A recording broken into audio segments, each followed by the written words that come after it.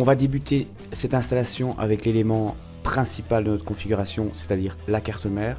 On va ici utiliser une carte au format micro ATX et qui est une Asus Maximus 11 Gen.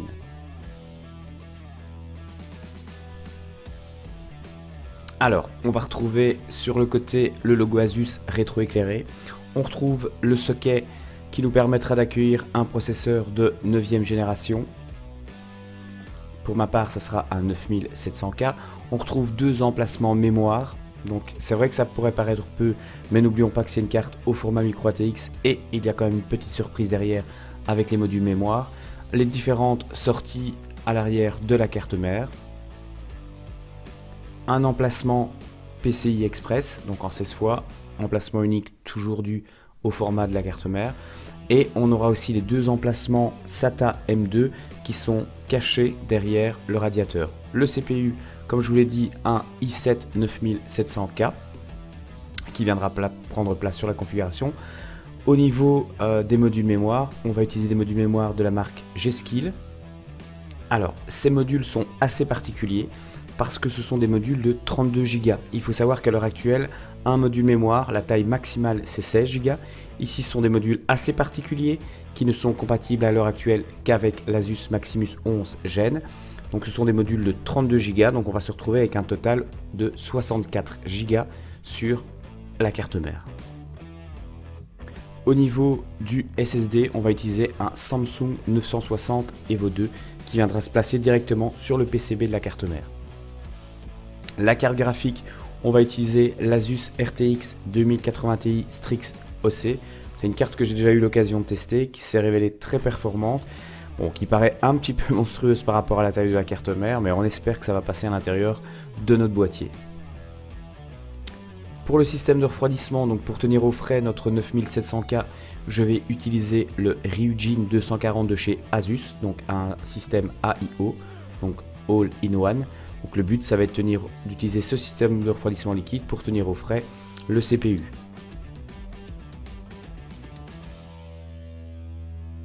J'ai reçu aussi dans le bundle 3 Polaris 120 mm donc de la marque Inuin. Je vais voir si je peux les utiliser avec le Ryujin 240 ou pas.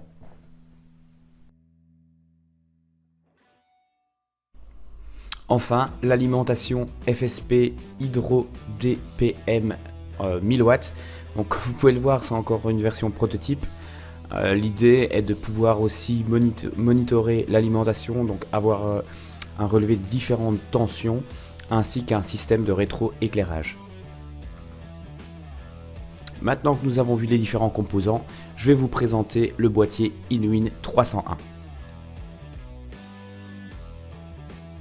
Donc le boîtier qu'on va utiliser est un boîtier Inuin 301C, donc un boîtier au format micro ATX.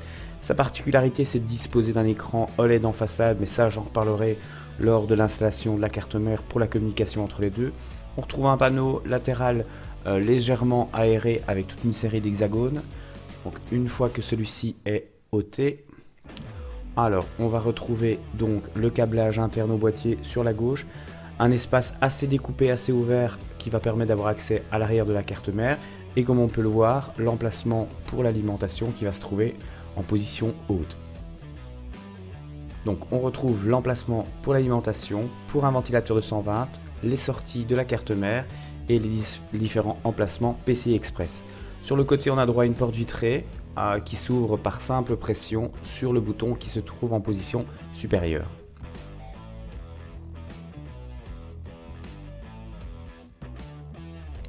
Sur le bas du boîtier, on va retrouver un filtre anti-poussière. Il faut savoir que la carte graphique va se trouver en position basse. Donc l'idée, c'est de lui empêcher d'aspirer toutes les poussières qui se trouvent soit sur le sol, soit sur la table sur laquelle est posé votre boîtier. Et comme on peut le voir, l'espace inférieur est très aéré et donc va permettre de faire entrer de l'air frais par la base de votre boîtier.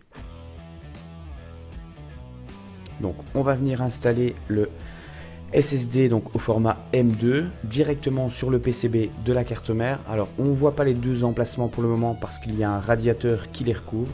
Donc l'étape suivante va être de se retirer les deux vis de maintien du radiateur afin de laisser apparaître les deux emplacements SSD.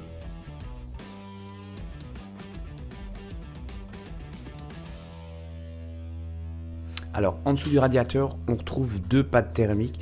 Donc le principe de ces pads, ça va être de tenir au frais les SSD M2. Alors on retrouve un premier emplacement, un second emplacement.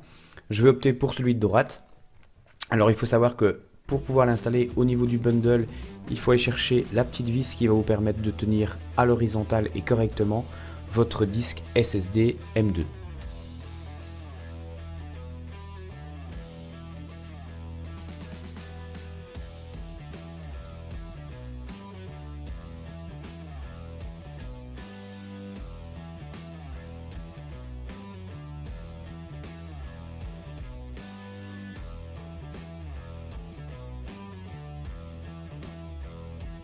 Alors, chose très importante, ne pas oublier de retirer la protection donc sur le pad thermique, sinon ça ne servira absolument à rien.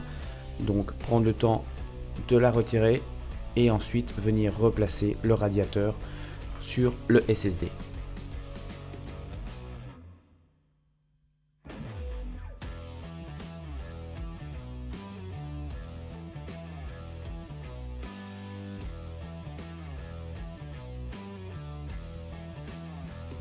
On va venir insérer le i7 9700K. Donc pour ce faire, on retire la petite protection.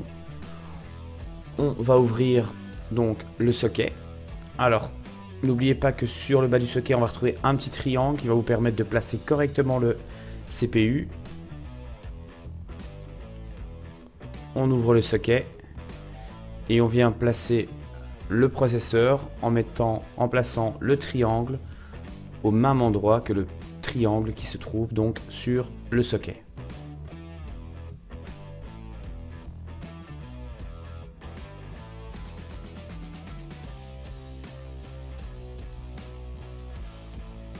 Alors, on va à présent placer les deux barrettes mémoire. Donc pour ce faire, aucun souci puisqu'il n'y a que deux emplacements et deux barrettes. Donc aucun moyen de se tromper.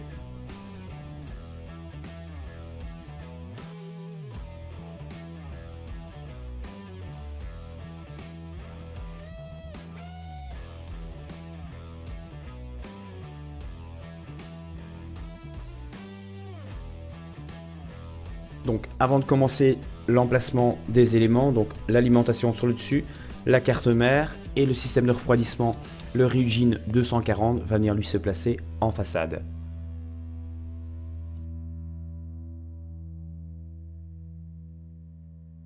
Je vais donc venir à présent placer la carte mère à l'intérieur du boîtier.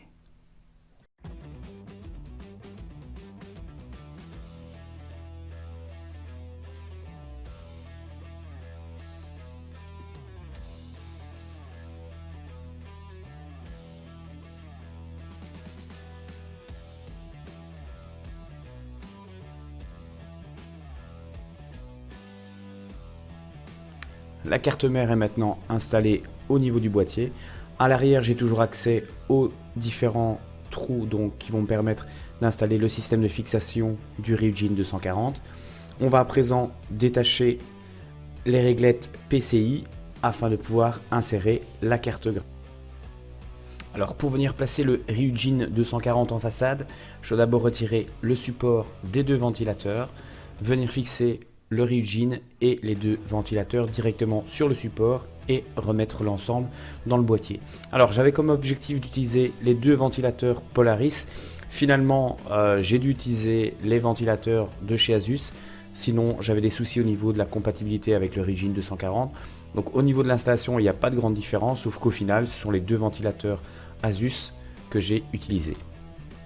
Pour rappel, les deux ventilateurs qui sont livrés avec le kit Ryujin 240 sont des ventilateurs de chez Noctua et lors du test ils sont montrés très performants et surtout très silencieux.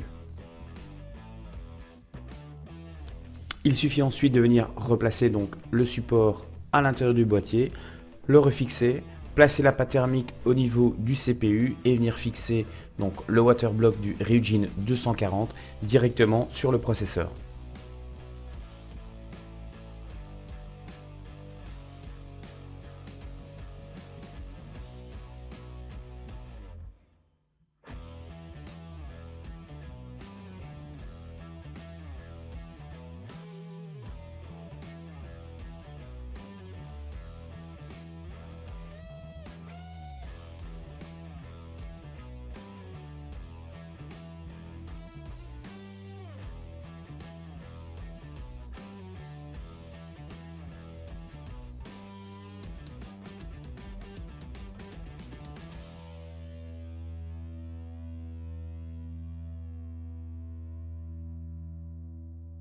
Alors le moment fatidique, savoir si j'ai bien pris mes mesures et si la RTX 2080 Ti passe.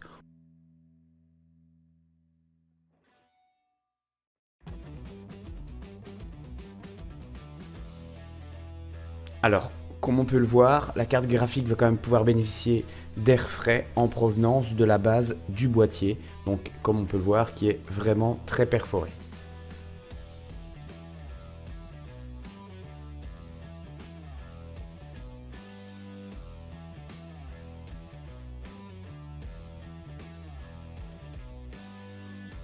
Enfin, la dernière étape qui va consister à venir placer l'alimentation donc en position haute.